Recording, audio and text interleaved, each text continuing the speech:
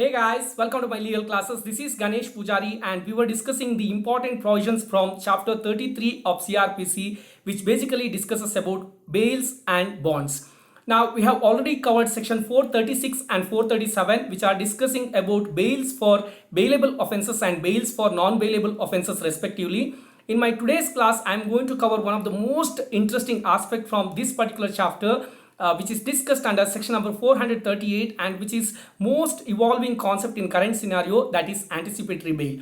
I am going to discuss the section. I am going to give the principles for deciding anticipatory bail, the limitations of anticipatory bail and case laws, which is quite common. But the most interesting part of this particular presentation is I am also going to discuss Justice Malimath Report on anticipatory bail, which is one of the important aspects when it comes to anticipatory bail. With that brief introduction, I am getting into my first slide to explain you what is section 438 all about. Title of section 438 reads Direction for Grant of Bail to Person Apprehending Arrest. So there are two important aspects. The first one is direction for grant of bail to whom?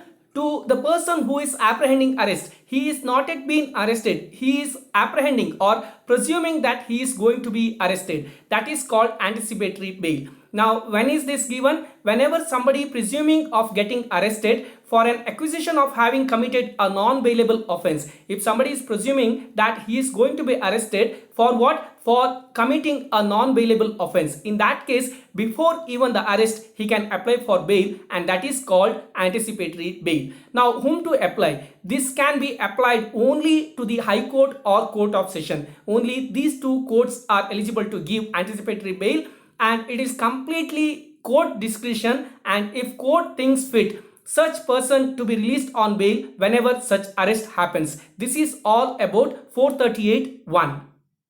Section 438.2 discusses about four important conditions for an anticipatory bail. First being, he shall make himself available for interrogation by a police officer as and when required. He should not miss any interrogation by the police officer. Second one, he shall not directly or indirectly make any inducement, threat or promise. These three are very important words. He should not directly or indirectly what? Make any inducement, threat or promise to any person acquainted with the facts of the case so as to dissuade him from disclosing such fact to the court or to any police officer. Basically, he should not try tampering any of the evidences or witnesses.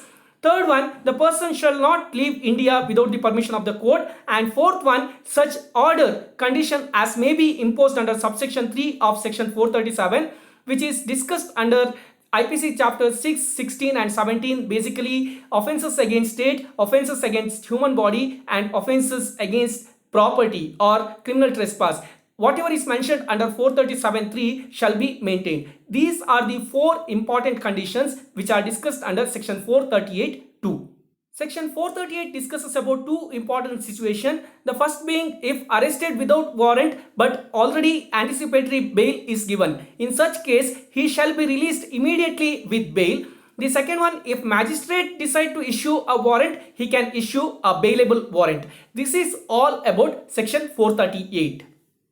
The next important question is how to decide whether to grant an anticipatory bail or not. Anticipatory bail is not a simple thing. It is given for cognizable offences or non-bailable offences. So court will consider 5 important aspects before granting any kind of anticipatory bail. The first being nature and gravity. As I said, this is for cognizable or non-bailable offences. So the court will see the nature and gravity of the accusation. Only then it will decide whether to give anticipatory bail or not. Second one, it will see facts and circumstances of every case, then decide whether to give anticipatory bail for that case or not. I am going to discuss KK Jerath case for this particular facts in my last slide. So wait for that case law. And third one, antecedent of the applied. This is one of the most important aspect. They will do background check of that particular person who has applied for anticipatory bail. What is background check? They will definitely check his history. If he had earlier accused of any cognizable offense or non-bailable offense, or does he have history of such offenses,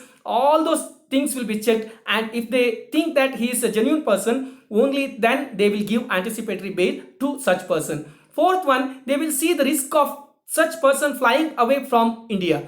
Now, if somebody is applying for anticipatory bail and after getting such bail, if they are happily flying away from India, then the entire purpose is failed. So they will ensure that such person will not fly away from India. And fifth one, they will see whether such accusation or such case is coming to harm somebody's reputation or for the purpose of humiliating someone. In such case, court will definitely consider to give anticipatory bail to avoid any such humiliation or reputation loss.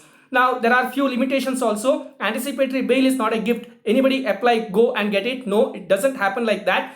Reason for such apprehension should be very clear. The person who is going and applying for anticipatory bail should give reason, sufficient reason that why he does have that apprehension or why he is presuming that. That is very important thing he need to mention. If he is not giving clearly, then he is not going to get any anticipatory bail. Second one, only for a particular apprehensions one can apply. One cannot go and apply to the court that whatever reason they may come and arrest me, so give me anticipatory bail. That is not possible. That is void anticipatory bail. Now he has to give that for so and so person they are going to arrest me. For that I need anticipatory bail. The purpose is very clearly defined. Only then the anticipatory bail will be given. Third one, court has its discretion. Court will decide whether to give or not to give. That decision will be with the court and nobody can question that particular decision. And fourth one, reason for granting should be very clearly written. Now court, just because they got the power, they cannot give anticipatory bail on their whims and fancies.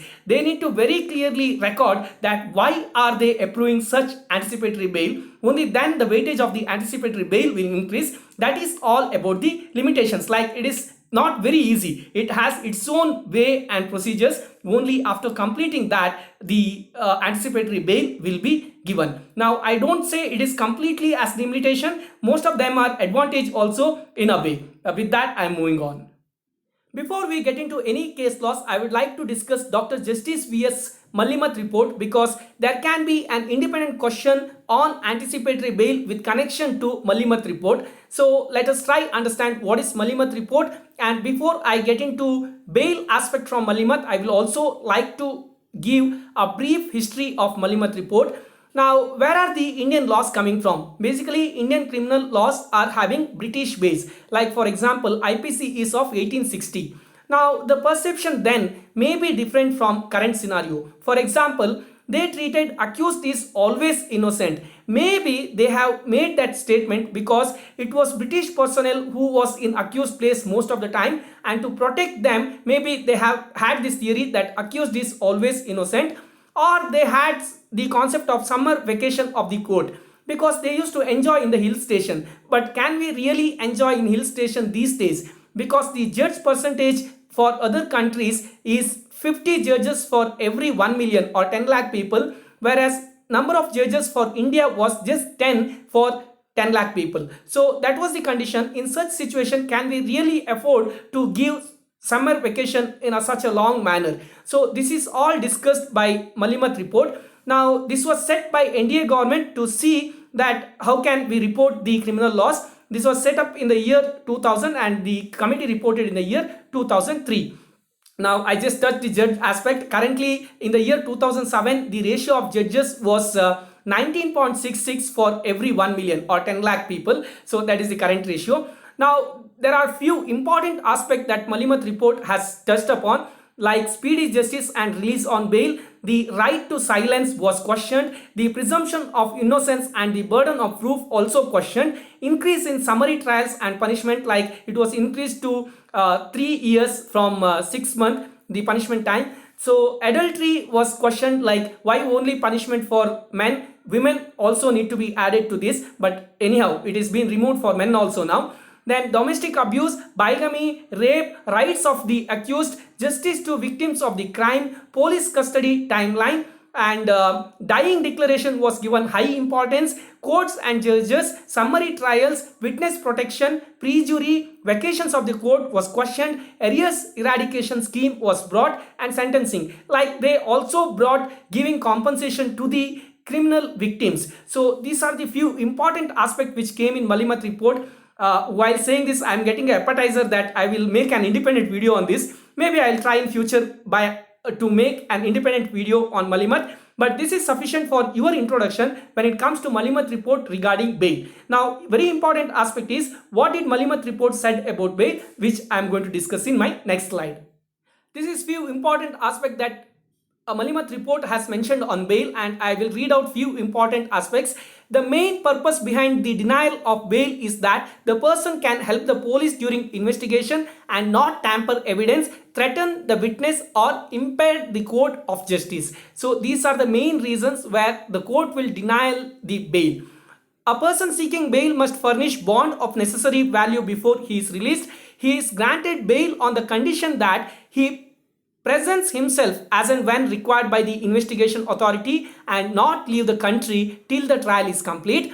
And a person who has reason to believe that he may be arrested in future for a non-bailable offence may apply to the competent court for grant of anticipatory bail, and bail may be cancelled depending on the behavior of the person after the grant of the bail. If there is sufficient reason to believe that the accused may abscond, repeat the offence, tamper with evidence, threaten witness, or then the court may cancel bail on obtaining sufficient proof regarding the involvement of the accused in crime. So these are the important aspect which was being mentioned in Malimath report. With that, I am moving to the important case laws when it comes to anticipatory bail. I have 4 important case laws, and I request you to remember all the 4 case laws because all of them have different dimensions. The first case law is PV Narasimha Rao versus State, where PV Narasimha Rao was issued with a non-bailable warrant by the magistrate, and it was proved in the court that such warrant itself is an apprehension, and such apprehension of arrest can make a person to make an application on anticipatory bail. While giving such judgment, they also referred the case law of Salaluddin Sheikh versus State of Maharashtra. The second case, Chandraswamy versus CBI. Chandraswamy applied for an anticipatory bail and court granted the same with the condition that he cannot travel abroad. But after few days, Chandraswamy applied that he would like to travel to abroad for the purpose of propagating Hindu religion and medical treatment. However, court declined the same, saying that those are not satisfactory reason to go to abroad. The third case law is Omkarnath Agarwal versus State of Allahabad. Before this case, there was a presumption that the bail or anticipatory bail application should be first made to Court of Session. Only when there is a rejection from Court of Session, it will go to High Court. But Allahabad Court in this case said there is no such requirement. A person who would like to apply directly to High Court can do so. That is what decided in this particular case. In the last case, that is KK Jarath versus Union Territory Chandigarh case, what was happening? The CBI was doing interrogation for the said person on Prevention of Corruption Act, and this person applied anticipatory bail, and court said anticipatory bail cannot be given because while there is an interrogation in purpose for the purpose of Prevention of Corruption Act, such person need to be or required to be in custodial interrogation only, and if they release him on anticipatory bail, he can tamper the evidence. So the anticipatory bail application was denied or rejected. With that, I am concluding my session on anticipatory bail, and I hope you have got sufficient content. I hope by now you have already subscribed me. If not, this is your time to subscribe me. Please like, share and comment my videos. Share my videos via WhatsApp, Facebook, whatsoever way you can do. That will be a biggest support for me. All the very best for your exams or whatsoever purpose you are watching my video, and thank you so much.